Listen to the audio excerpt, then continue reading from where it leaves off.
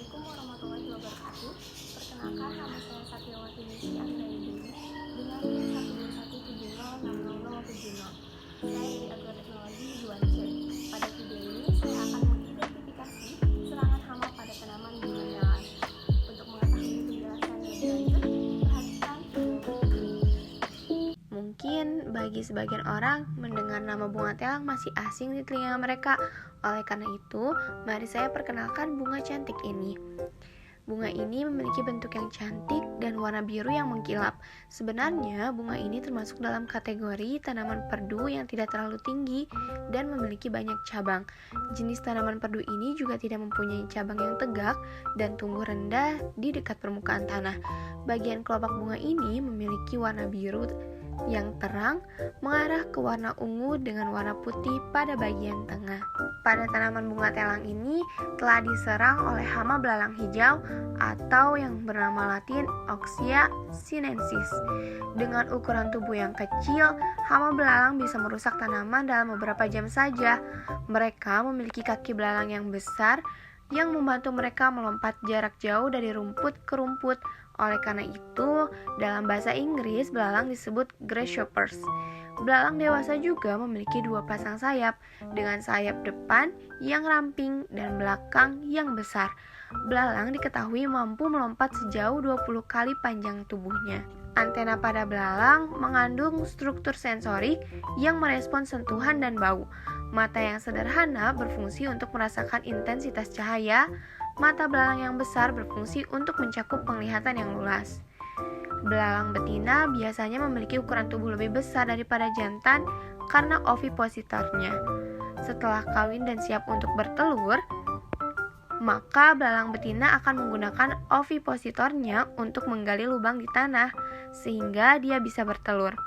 Ukuran, bentuk, dan jumlah telur berbeda tergantung pada spesiesnya.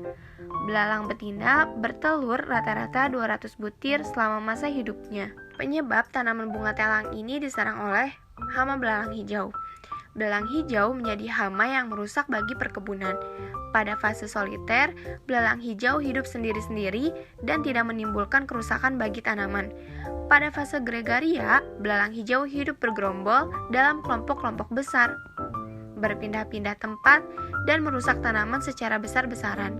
Perubahan fase dari soliter ke gregaria dan dari gregaria kembali ke soliter dipengaruhi oleh iklim yang disebut fase transien. Gejala serangan yang ditimbulkan adalah terdapat robekan pada daun dan pada serangan yang hebat dapat terlihat tinggal tulang-tulang daun saja.